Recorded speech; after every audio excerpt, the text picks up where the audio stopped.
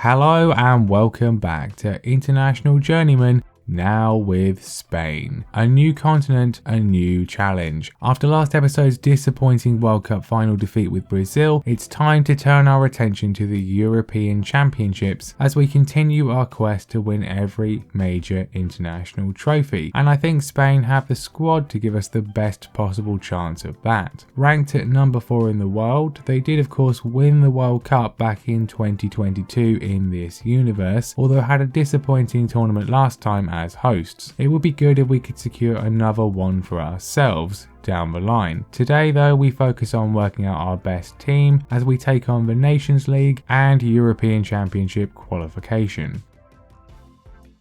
The Brazilian FA didn't want us to go and they thank us for our high quality work. It was fun. The Spanish FA indicate they don't really care about the Nations League, which is always a great thing to hear when you start a new job. We don't care about what you'll be doing for the next year. Still, no unnecessary pressure. The Nations League is obviously not something we need to win as it's not on the list, but winning is a habit, so it would be nice nevertheless, and we are actually the holders. We have a tough group though with Germany, Holland and Greece. Now, as ever, I like to pick a squad and barring collapses of form or injuries, stick with it to ensure chemistry and cohesion. Here is my initial assessment before our first match. Our goalkeepers aren't the highest quality. Unai Simon is still the number 1 but now plays for Nantes. Robert Sanchez is the backup and Alex Romero is third choice. Centre back wise, Pau Torres still looks immense. He will partner Eric Garcia, whose heading is a concern, so he may lose his place for Mario Gila. We also have Jorge Cuenca for now. Pedro Porro is our best right back, with Sergio Correa in second. Alejandro Balde will start at left back, and I have no idea how Alvaro Fernandez isn't already capped. At DM I'll be going with Unai Vencedor, although we also do have Nico. I have for now left out Rodri as he'll be 36 when we get to the Euros, so I'm going to plan on him not being here. Gavi is just insane and I'm going to stick him in the box-to-box role as I think he'll be great there. I have Hugo Guillemon to back him up. Pedri is also insane and will start alongside his Barca teammate. Carlos Soler is an excellent utility backup. Ansu Fati is the best in a plethora of left wingers. Alejandro Garnacho has also developed really well. On the right, Joffrey Prebil is our first regen and yeah, he looks fantastic. Nico Williams is our other option here. But if you want high quality regens, look no further than these lads up front. David Ordinez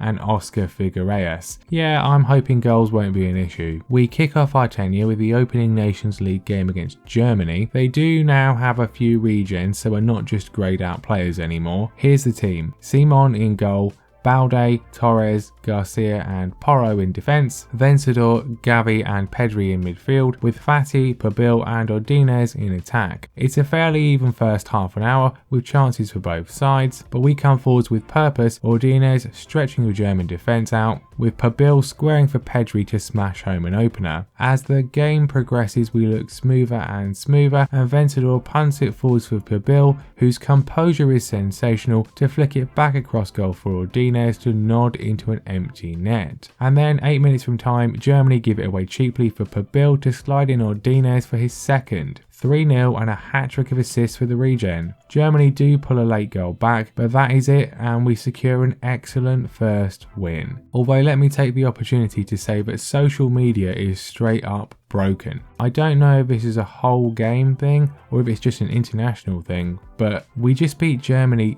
3-1. I don't know what universe these three are living in. We face Holland a few days later without Pau Torres as he has a cold, and without him we lose. Wonderful, just great. We played well and deserved something, but some absolutely disgraceful defending let us down. Cuenca was abysmal and Simon seems to be doing some kind of Matt Ryan tribute act. Improvements needed. For the October games I make an immediate U-turn on Rodri and make a few changes due to injury. I think for the first time in this save I have a player annoyed at not being selected in the form of Yeremy Pino. His position is just too competitive. We face Greece and we get a 2-1 win. Not especially convincing, but decent at least. Prebil gets injured, so Pino gets his chance anyway. Not ideal as the regen has been by far our best player, but a win against Germany will put us in a decent position to progress, and indeed we do.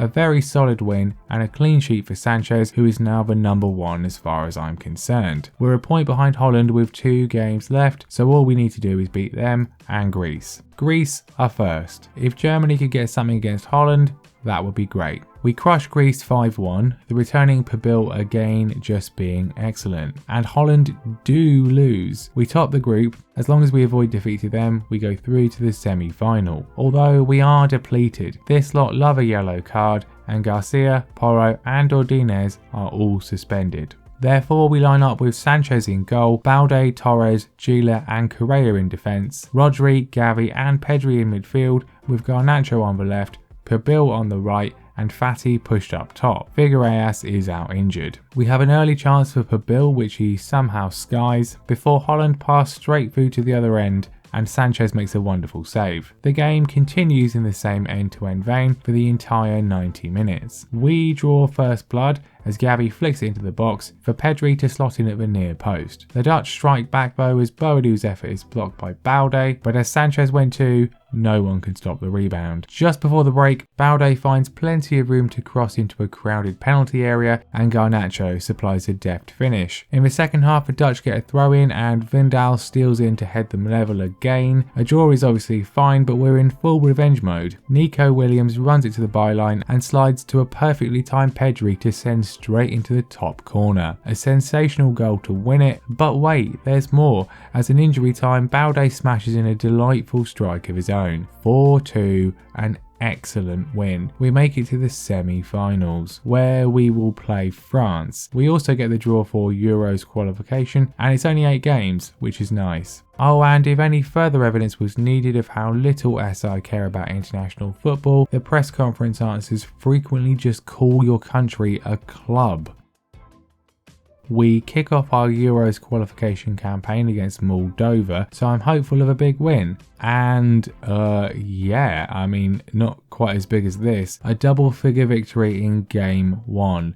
Ordinez with 4 of them. From what I can tell, he was the second choice striker before I took over, not anymore. Serbia are next, probably our toughest test in the group. And yeah, definitely, because we somehow lose to them. They totally FM us to rob us blind in injury time. Eric Garcia is a disgrace. Hopefully that doesn't prove too costly. So yeah, that's not exactly ideal preparation for a Nations League semi-final. This is our biggest test so far and we have our strongest possible team available. An early goal will be great, and 5 minutes in we win the ball high up the pitch and it sits up for Rodri to send in an absolute peach of a strike. 1-0. France aren't exactly pushovers though, and not long after they come forwards and just make everyone look like idiots, as Mbappe just cruises in an equaliser like this is a training session. They then proceed to do an excellent impression of a hot knife through butter, as we seem to just forget how to play football. Rodri gives away a penalty which thankfully Sanchez saves, but another goal for them is only a matter of time and a free kick comes to Chambon to put them in front. In the second half we kind of vaguely improve but don't really do all that much. France have by far the best chance but they don't score either, and so it ends in a disappointing 2-1 defeat.